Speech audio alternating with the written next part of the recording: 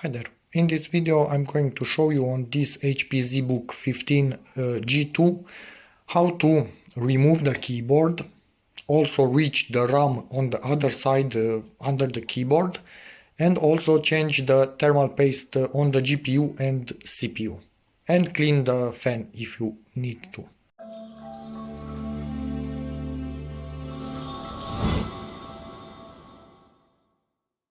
So let's get to it. First thing, and the most important, pop out the battery, make sure you are not plugged in, obviously, then release the back cover. If you have a screw there, undo that screw, and then the back cover slides out. And at this point, we start to have access to the first screws that we need. We need to remove the screw, to undo actually the screw for the optical drive, because this is a captive screw, so it will not go away from there. It's undone. And then from here we push the optical drive, and now the optical drive is out. I don't have enough room, but I will solve it. Okay, optical drive is out. Now undo this screw for the keyboard, and also this one. They are not fully undone. I will fully undo them off video, and then through this we will be pushing the keyboard, but we need to open the lid itself. So let me undo the screws. And now with the lid open, we are pushing in here, which is our keyboard. We can probably see it flexing just a tiny bit. It's not going to be really easy, but you need to push it until the corner pops out. Then put your laptop on the table and slowly go at it. I think I will need both hands, so I might get a tripod. Once we are at this level, just go around and pry it. This will not go easy. It has quite strong clips. It's a little bit annoying, to be honest, quite nerve-wracking. And now make sure you do not pull on it more, because it has some cables underneath it. You can basically lift it, but find a way like this, for example, to reach the levers in there. Oh, sorry about that. There are some small levers. Where's my screwdriver or something? Because we need to lift them. Kind of hard to do. This connector is a bit damaged. In this particular laptop, this isn't supposed to come off, but it is coming off, so I will keep it aside and put it back when I'm finished. And also lift the levers on the second one, and the flex for the keyboard should be free now. And we can take the keyboard away. If you need the info on it, this is the info on this particular one, and maybe also this in case you need it. So at this point you can change the keyboard if you need to. Let's zoom out. Come on, zoom out to 1x. Okay. And we also have reached the memory. Like this, remove one memory, and then remove the second memory. This is the type of memory that we have in here. So now with the memory removed, I kind of need to remove the rest of this cover. If you just need to clean the fan, you can clean it already here, but I also want to change the thermal paste under these two heatsinks. So for me, I need to remove the whole cover now. At this point, remove all the screws. This particular drive doesn't have the caddy anymore. Normally you remove the screws on the caddy if it has any, and then pull up the drive, but again, this doesn't have any screws, so it's easy to remove, but you will need to undo the two screws underneath it. Oh yeah. It's a combination of how you call it, Phillips screws and Torx screws in this particular laptop. So for the moment, yeah, this work already undone for the keyboard. I need to change to Torx. It's a Torx, how much? T9. So Torx T9 will deal with all of the screws. There are a lot of them, so be back when I'm finished.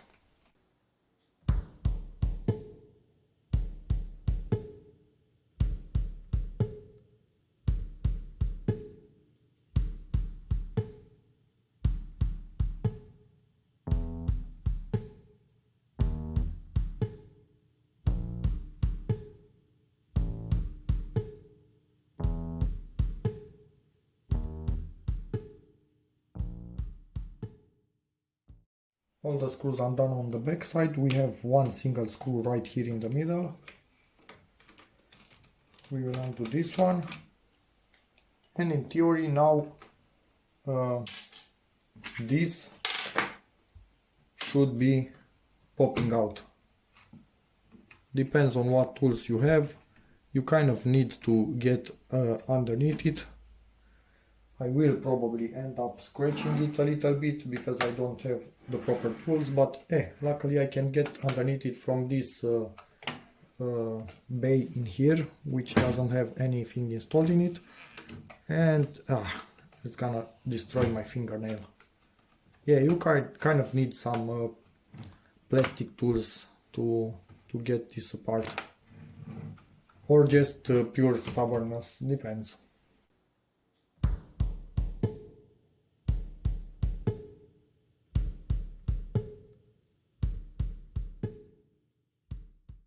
Just realized that maybe it's better to remove all the cables before doing this, because there is a slight risk when we remove this whole cover we break them, so it's better to have them removed from the start.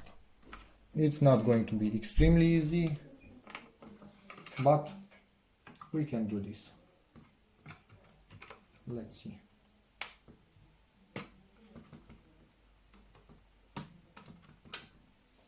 And two in here, same thing. If opening from one side doesn't work for you, try from the other. Yes, if the laptop has never been opened up, it will be even harder. This one was opened up a few times and still cannot really say it's that easy, because I think in here we have a stubborn clip. I hope I didn't leave a screw. No, doesn't seem to be any screw in here. So just stubborn clip somewhere around here. Quite annoying.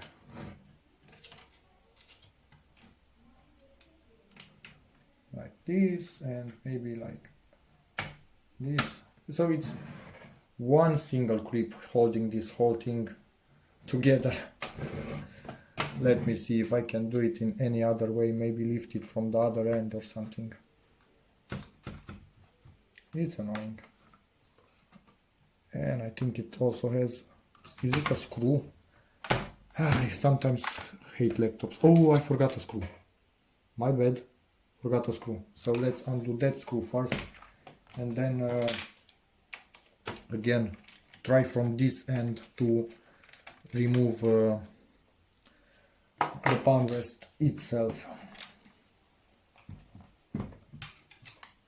Hopefully this time it goes a bit easier. Let's see. Yeah, much easier.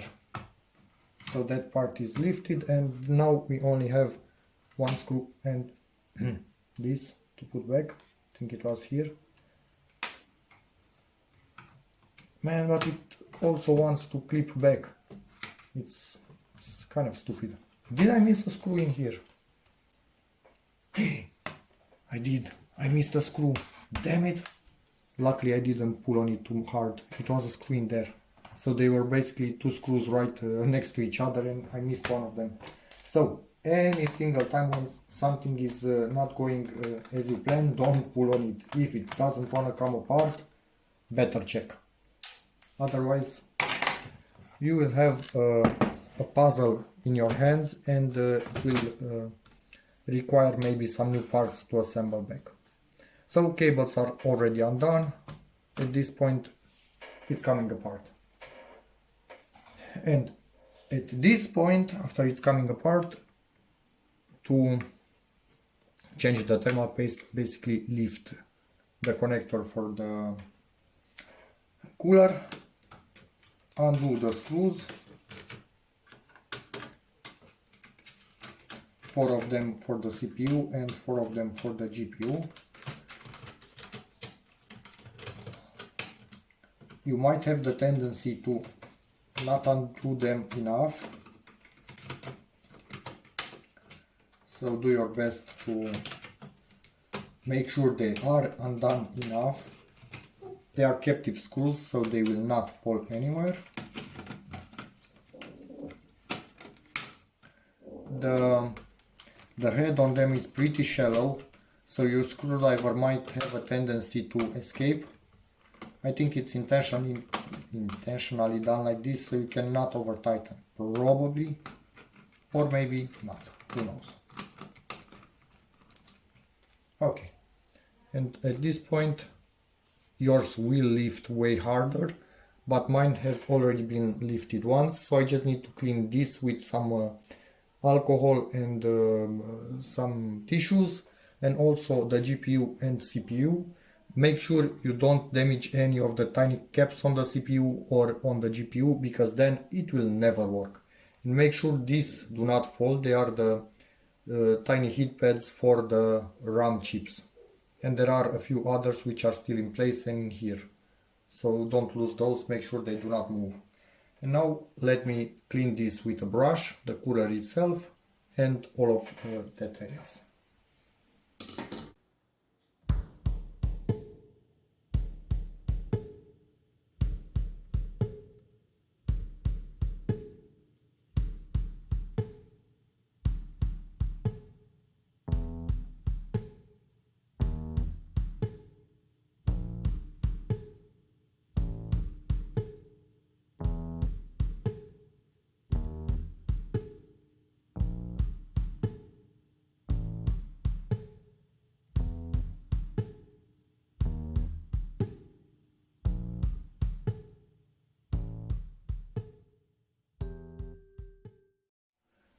On the GPU, be extremely careful, because there are so small components in there, you can basically damage it instantly. I'm just slowly pushing this. If I feel absolutely any kind of force feedback, I'm giving up, because otherwise you will damage those tiny components and obviously your GPU will be no longer working. So yeah, and this thermal paste is so old that basically the alcohol cannot dissolve it. So yeah, I am doing what I can without overdoing it, just making sure that nothing is basically higher than the level of the die itself, and I think I'm actually done. Because if I insist, I have a big chance of ripping something off. Also make sure that the tissue that you are cleaning with doesn't get caught in the tiny capacitors, because if it does, you're in for a bad day. Both dies are completely clean, and now some will say I put way too much, but yeah, it is what it is. It's a long CPU, it's really hard to somehow put the thermal paste on it and make sure it covers everything. On the GPU is a bit easier, you simply squish it in the middle and it will do its thingy to spread out, but this is really long. So yeah, now we simply put this thing on top of it really slowly and start to tighten the screws. 1, 2, 3, 4. Where is 5? 5, 6, 7, 8. But don't fully tighten one and only then go to 2. Tighten a little bit, then a little bit, then a little bit, like that until you tighten everything in final position. Make sure this is not caught underneath it. So we have that, we have the pads still in here. pads in there, everything is okay. Start putting this thing in its final position, but you need to make sure it kind of aligns with the screw holes underneath, because otherwise we have a problem. And it does now. I'm going to tighten slowly the screws.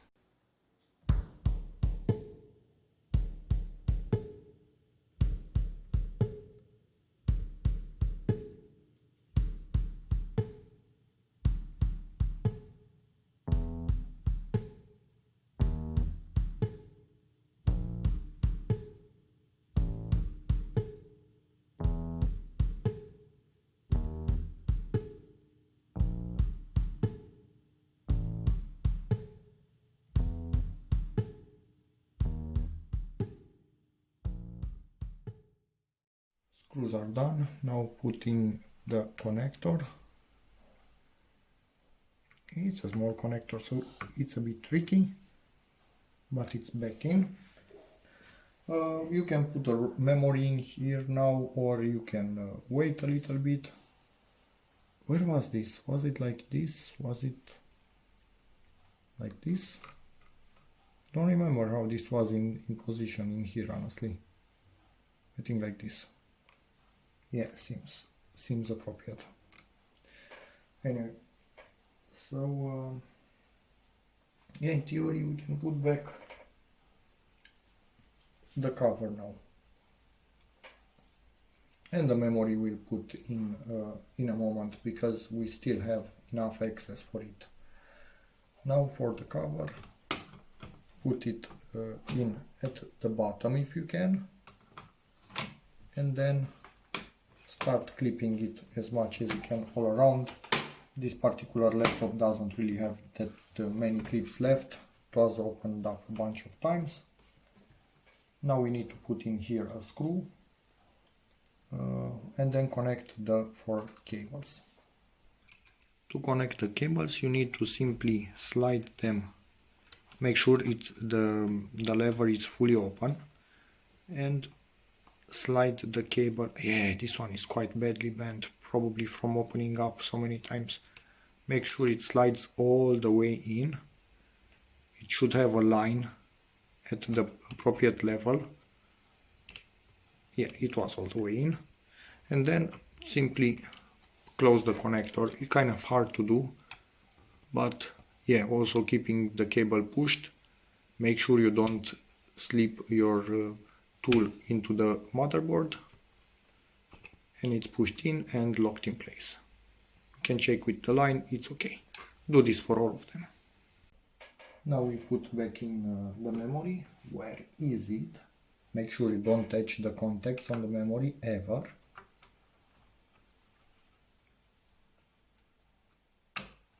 Locked in place.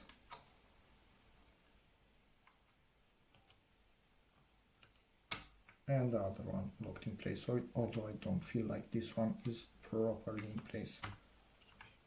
Yeah, actually it was. It's good. Next point. I think if I'm right, get this keyboard back in.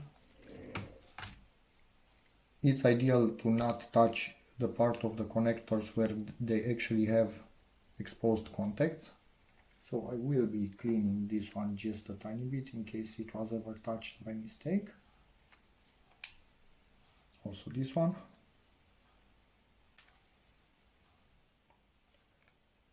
And now slide it in there and lock it in place. Quite hard to show on video also the process, but it is in there. And now we are locking the connector.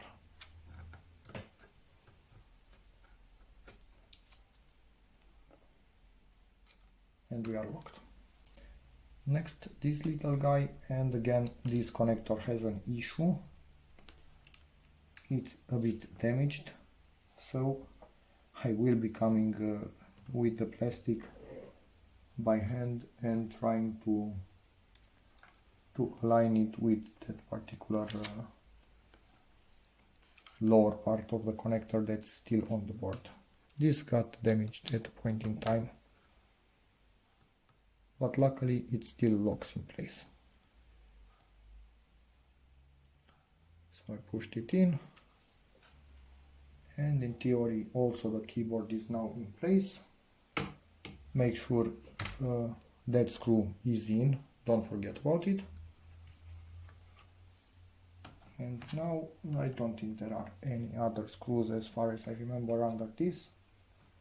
So we can put the keyboard in here and clip it in place on the top part.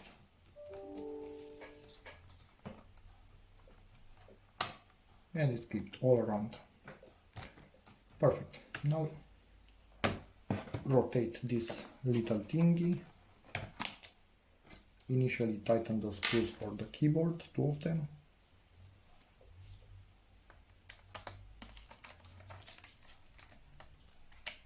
And then go around and put in the screws that you previously took out, because on all the holes where you need to put in a screw, there is a written length of screw that is required to go there. So in theory you cannot really mess this up too much.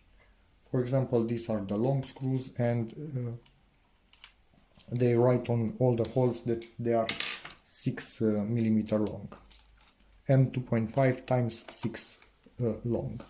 So just put them in the respective holes. Next step, put in the drive, but I'm going to put some double-sided tape underneath it, just so it will not destroy the connector. Put in the optical drive, tighten its corresponding screw,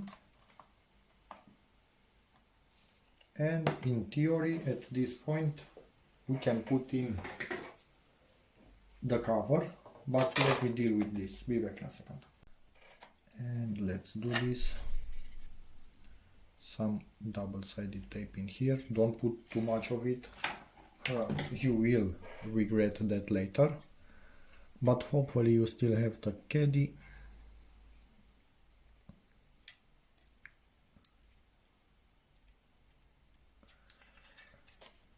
Okay, plug it in just at, I dropped it, that's not good, at an angle, and then lower it onto the double-sided tape, and in theory it's locked. You can hold on it a bit longer, because double-sided tape many times is pressure activated, to make sure it locks in here. I think it locked. Now we don't have any memory to put in these 2 slots, so from our side it's okay. Cables are plugged, BIOS battery is plugged. We still have one of these left, so I have no clue from where I forgot to put that one. Didn't see any area in here which could require a screw.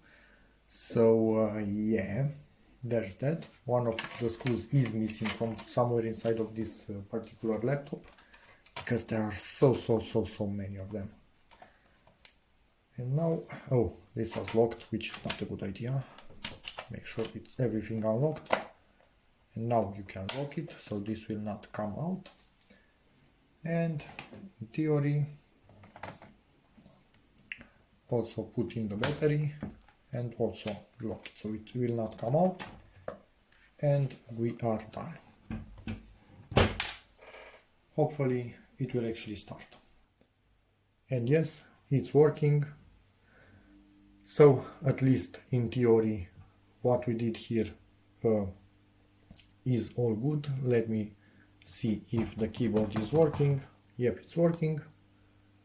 So it's perfect. Hope this video helps you, in which case please give it a like, check out my other videos, and as always see you in the next one.